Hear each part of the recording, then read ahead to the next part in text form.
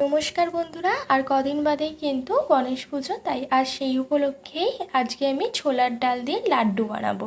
আর তোমরা সাথে থাকো, দেখতে থাকো। অতি সহজে কিন্তু তৈরি যাবে। প্রথমে ছোলার ডালটাকে আমি ভালো করে ভিজিয়ে নিয়েছিলাম রাত অবধি। এবার মিক্সিতে দানাদার পেস্ট করে নেবো। তারপরে কড়াইয়ের গরম তেলে বড়ার আকারে সেপ দিয়ে ভেজে নেবো। আর এটা কিন্তু লাল লাল ভাজলে একদমই হবে না। এরপর একটা পাত্রের মধ্যে চিনি, জল দিয়ে ভালোভাবে মিশিয়ে এটা যখন একটুখানি ফুটে আসবে তখন সামান্য পরিমাণে ফুড কালার দিয়ে ভালোভাবে নাড়িয়ে ছাড়িয়ে লেবুর রস দিয়ে চিনি শিরা তৈরি করে নিয়েছি। এরপর বড়াগুলো মিক্সির মধ্যে ভালোভাবে গুঁড়িয়ে গ্যাসটাকে অফ করে চিনি শিরার মধ্যে দিয়ে ভালোভাবে নেড়ে ছেড়ে এরপর গ্যাসটাকে অন করে দিয়ে দিয়েছি উপর থেকে সামান্য পরিমাণে ঘি, আর দিয়েছি কাজু বাদাম আর চালমগজ দিয়ে ভালোভাবে নেড়ে ছেড়ে ঠান্ডা হতে রেখে দিয়েছি। ঠান্ডা হয়ে গেলেই কিন্তু তৈরি করে ফেলেছি। তোমাদের কেমন লাগলো অবশ্যই তোমরা কিন্তু জানিও। তোমরা চাইলে লাড্ডুগুলো ফ্রিজের মধ্যে রাখতে পারো, তাহলে কিন্তু খুবই দারুণ লাগে খেতে। একবার হলেও কিন্তু করে দেখো।